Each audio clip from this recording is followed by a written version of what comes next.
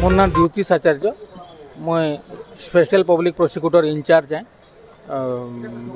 POCSO court Bargarh यही घटनाटा हूँ 22/2/2020 घटना आई समय गोटे अभियोग होता टाउन थाना रे जे जड़े बापा तार नाबालिग झील 12 वर्षर झील के धर्षण करे बोलिकी से घटना पर पुलिस रे सेटा रिपोर्ट होता पुलिस अनुसंधान कलापर अभियुक्त बापा आ साबत माँ जी कि से झील को डरा धमका करदला मारपिट करदला से लगे दुई जनक ना गोटे केस रजू होता आ पुलिस तदंत करी अभियुक्त बापा ना दफा 376 AB 376(2)N 323 506 IPC आ 6 पॉक्सो एक्ट रे चार्जसीट दाखल करथिला आ कोर्ट भी सबू चार्जसीट संगे जेन संलग्न नथिपत्र सबू देखिकी अभियुक्त बापा ना से सबू दफारे चार्ज फ्रेम करथिले आ मोकदमार शुणानी प्रक्रिया रे 18 जन साक्ष्य आ प्राय 22टा document material object medical reports सबू सरकार तरफ दाखल करा जायतिला आ गत 13/5/25 रे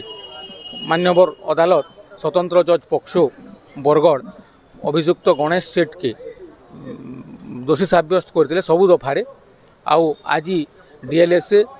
मान्यवर डीएलएसए प्रोबेशन ऑफिसर आउ जेल अथॉरिटी ठारू रिपोर्ट मगा जाइथिला आउ से सब रिपोर्ट आसला परे आज अभियुक्त को दंड विधान करागला ए दंड विधान क्रम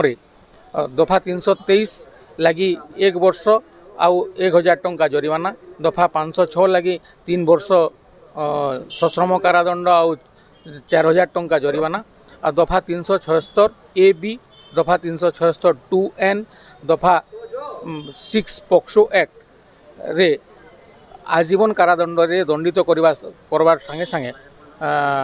20,000 टंका जरिमाना देवार लगी कोर्ट निर्देश देछन आउ ई जेन जरिमाना आदाय हेबा 25,000 टोटाल इटा पीड़िता के देवार लगी निर्देश देवार संगे संगे सरकार को मध्य निर्देश देछन जे क्षतिपूरण बाबद रे 10 लाख टंका डीएलएसए को पीड़िता को देवे। हाँ रेयर इथि लगी है जे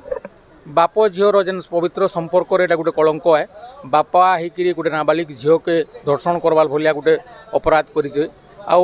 आम आज कोर्ट रे कहीलु जेहेतु गोटे